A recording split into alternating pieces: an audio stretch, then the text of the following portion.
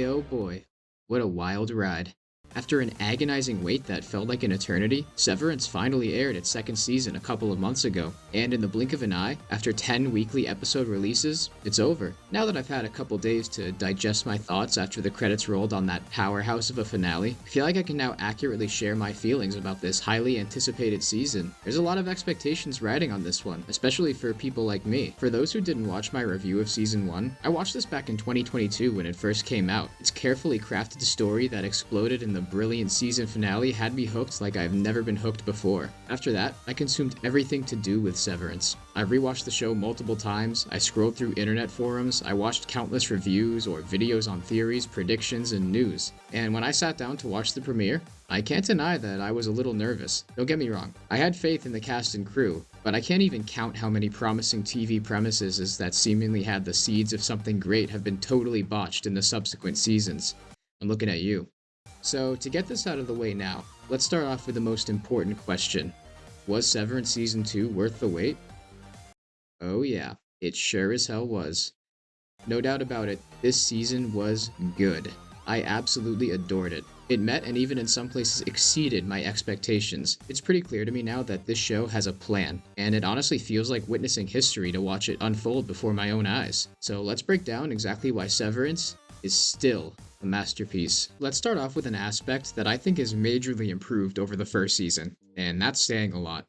The visuals. I think this is one of the best looking seasons of television that I have seen in quite some time. You could pluck almost every single frame out of any given episode and you'll get something that could go in a museum. Jessica Lee Gaye, the show's cinematographer, is putting up Michael Jordan level performances with some of these shots. There are so many inventive ways that the story is told through the shot framing, color palette, and lighting. After watching all 10 episodes, the amount of money that Apple spent per episode definitely makes sense, because this show is nothing short of gorgeous. This can especially be seen in episode 7, which was directed by Lee Gagne herself. The way Mark and Gemma's flashbacks are shot on film with these luscious and vibrant colors, complete with some mind-boggling time-lapses, are incredible. And the way they contrast with the sterile and bleak testing floor is just so well constructed and thematically layered, and it's just like, how do you even think of this stuff? Like, apparently this shot isn't even CGI. How is this even possible? It's like magic. How do you do this? How do you do that? How do you do that?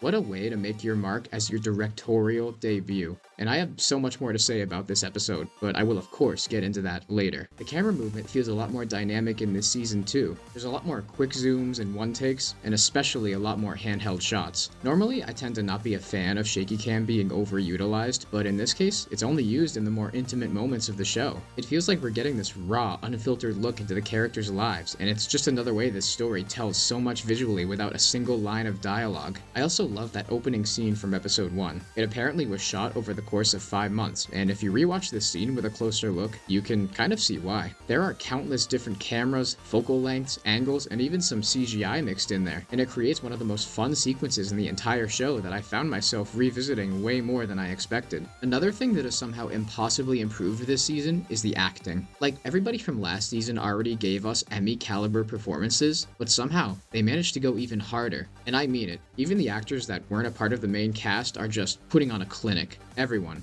and I mean everyone, brought their A game. For starters, it goes without saying that Adam Scott just completely blows every scene out of the water. Like, he just takes his lines, grabs them by the balls, and gives the character of Mark every ounce of believability and emotion. I love the scene in the finale where his two halves are basically having an argument with each other. I've said it before, but the way he's able to display the differences between his innie and outie while still making them feel like the same person is just... How do you do that? And it's especially apparent here. And right up there with him is Britt Lauer, who is somehow able to pull off the kind but tough-as-nails persona of Helly, while also sinking her teeth into the cold, evil, and calculated Helena. Like, the layers of subtleties that you can see in her performance is just on another level. Like, take this scene here, where she's reviewing the footage of Mark and Helly kissing. Look at how little her expression changes in this scene, but it's somehow enough to tell us exactly what her character is thinking. Her ability to show her disgust and her envy all in this one scene is just insane. Hell, her performance was so subtly good, it had people debating for the first 3 episodes about whether that was Helly or Helena on the severed floor. And oh boy, was that quite the debate. You had people connecting the dots and drawing conclusions like they were trying to find the damn Zodiac killer. I, of course, was a Helena truther, and me and all my fellow intellectuals were quite happy to be validated in episode 4. I thought Jen Tulloch was excellent per usual as Devon, and she had some great, albeit short, emotional scenes, especially in the second half. Eachin Lockman was probably the biggest surprise for me as Gemma. We saw a lot of new sides to the character this season, and I thought she did a great job portraying all of them. Standout scene for me from her is the one where she's just crying in the bathtub after her miscarriage, and then Mark comes in to comfort her, and it's just...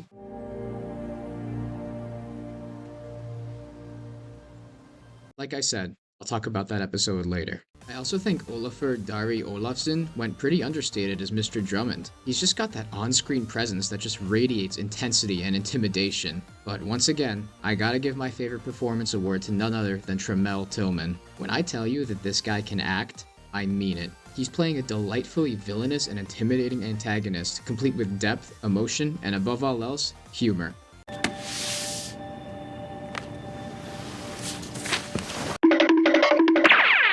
Mr. Milchek continues to be the funniest character on this entire show. He better win all of the Emmys this year, because every scene he is just giving it his all and it's flying way too under the radar. I mean, just look at this scene between him and Sidney Cole Alexander. The board has concluded the call.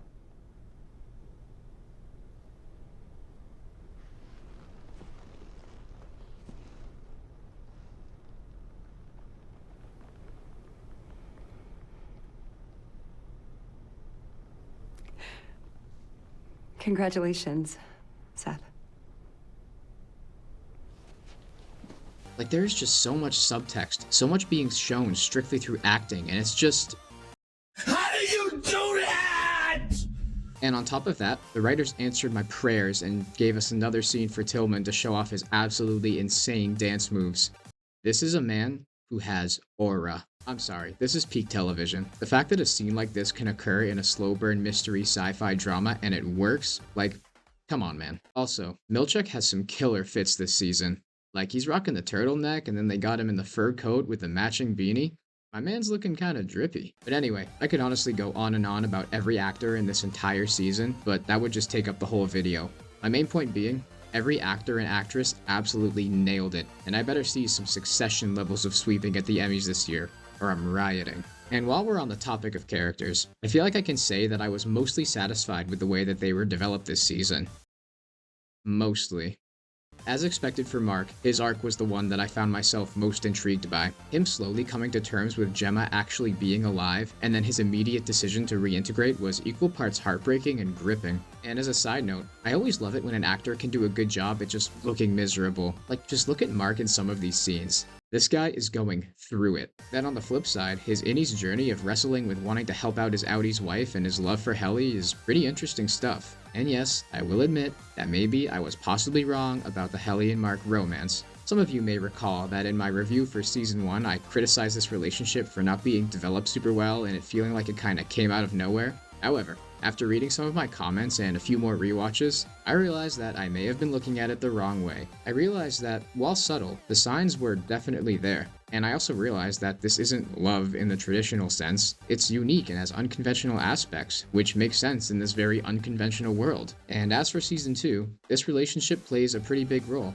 and I'm very happy with the direction it went. I think it's interesting how you can see that Mark is never the one leading, so to speak, in this relationship. It always seems to be Helly who takes charge and pushes things to the next level, whether it's more wholesome or malicious. I like how you can tell that they each get different things out of their relationship, but it still feels real and fulfilling for both characters. And I love the way they chose to end this storyline for the season, but I will most definitely get to that later.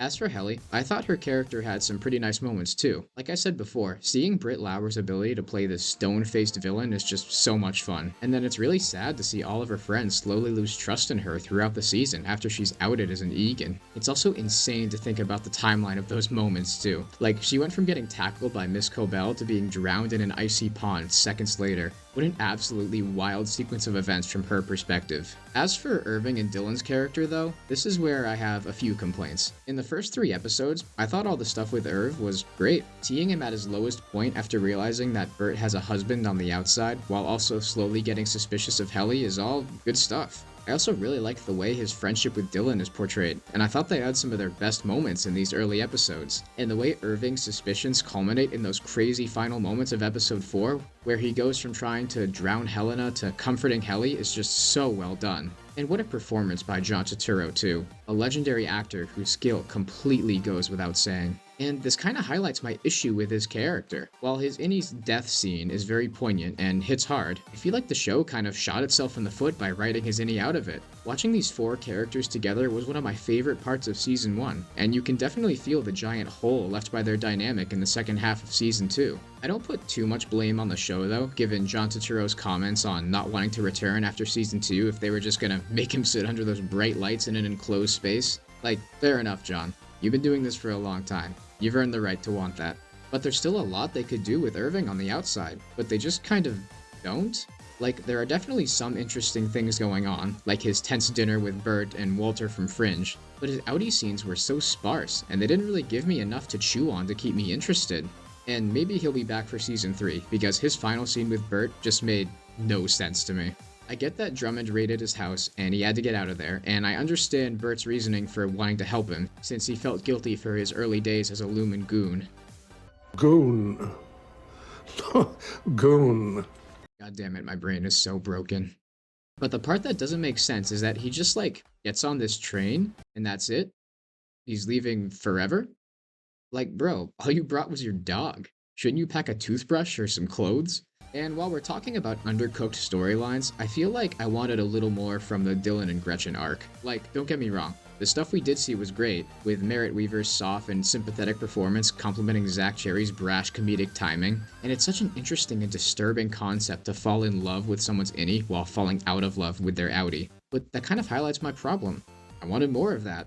We only got like 3 or 4 scenes before Gretchen leaves, and I was just disappointed because that moment didn't feel 100% earned to me. I wouldn't have minded it if they left that thread open-ended for the later seasons, especially seeing as how Dylan's desire to see his family is such a core aspect of his character. But all of that aside, I still loved seeing the direction all of these characters went in, and I'm still so unbelievably hooked for Season 3. Except for the fact that we did not get nearly enough Rickon this season.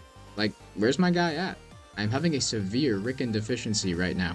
Another thing that I'll say about this season is that it doesn't feel as tightly woven as the first one did. There's at least a few standalone episodes, and the story does tend to jump around a lot, but I don't think that's necessarily a bad thing. Season 1 has a lot less ground to cover, and thus, it was a story with a plan. It was all killer, no filler, that just took you on this perfectly paced ride up to the explosive finale. This season's trying to do something different. This time around, it's all about building out the lore and filling in all of those holes that the first season didn't have time for. And while this does make the pacing a little wonky, it still works because of all of its other strong aspects. There's also some things that happen, like Mark's reintegration, that I figured would happen at some point, but just not so soon. And yet somehow it feels earned. It makes perfect sense that Mark is like, oh, my wife's alive? Okay, let me get sketchy brain surgery so I can see her again. This storytelling structure also means that we have the opportunity for so many episodes that are so fun to revisit because they tell their own self-contained story. The first one that jumps to mind for me is episode 4, Woe's Hollow. Man, what an absolute game changer of an episode. By far the most ambitious one yet. It features an entirely new setting that is just ripe for some absolutely gorgeous shots. Don't get me wrong, I love the show when it's exploring a deep thematic concept or making me laugh my ass off. Sometimes, this show is at its best for me when we're just watching our characters explore a place. I love it when we get the chance to just sit back and soak up the absolutely immaculate vibes that this show brings. Like, how can an episode feel so cozy while also being absolutely terrifying? And the way Theodore Shapiro's score complements these scenes is just the icing on the cake. That goes for the whole season, by the way. It's another thing that I just didn't think could improve, but somehow did. There's a lot more unique instrumentals and different renditions of familiar themes, and it stands out from the kind of one-note score from last season. But anyway, for all of the ways this episode succeeds visually, it also takes the show in an insane sideways turn narratively. Looking back on it, there's a lot of things that happen outside of that insane final scene that kind of get overshadowed by the big reveal. I'm always interested whenever we get more Egan lore, and the way it's presented through the mysterious book in the cave and with the backdrop of the eerie, snowy woods just makes it so unsettling. And then we also get Mark and Helly hooking up for the first time, and knowing what we know now makes revisiting this scene so horrifying. And it goes without saying that the end of the episode is an all-time moment for the show. The reveal of Helly actually being Helena is awesome, and I love how it pays off all of the subtle ways we see Irving putting the pieces together before. And then Irving's Innie's death, quote-unquote, is just such a well-executed moment that features two great performances bouncing off of each other. Now.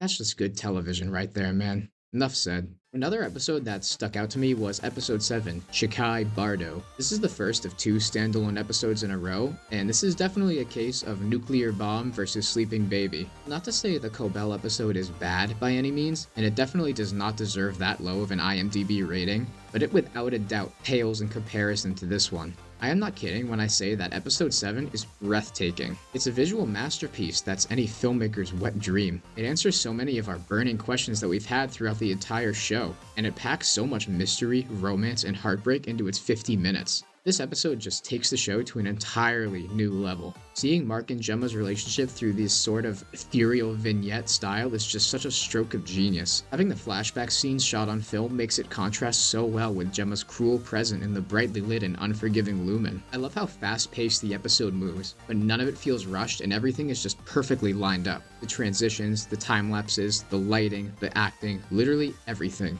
Everything about this episode is just perfect. Jessica Lee Gagne, take the biggest bow you can, because in my mind, you just made your mark in television history forever. And I of course cannot end this video without mentioning the finale, Cold Harbor. The way this episode is able to pull together all of the admittedly jumbled threads of this season is beyond impressive. Beginning with Mark's argument with his innie creates a moment that is so cathartic to watch. I love how you can watch his innie turn on him after he gets Helly's name wrong, which mirrors the same way Helly got Gemma's name wrong in that Chinese restaurant a few episodes ago. And then we finally, after all this time, get the answers to what the numbers mean and how they connect to Gemma. And I gotta say, it's pretty damn cool. I love how they're not setting up Lumen to be this over-the-top, cartoonishly evil company. It's a lot deeper than that. From what I can gather, it seems like they're trying to create a chip that can sever people from any painful or sad experience in their lives, which just creates so many moral and ethical conversations, and I think it's such a cool direction to take the show. And don't get me wrong, it's still sinister as hell, and what better person to explain this all to Mark than Cobell? I think initially I wasn't buying that Cobell would help Mark and Devon so easily, but it does make sense the more that I think about it. I can definitely see from her position why she'd want to take down the company that stole her work and kicked her to the curb. It is, however, still shockingly out of character for Devon to call Miss Cobell the woman who almost stole her baby.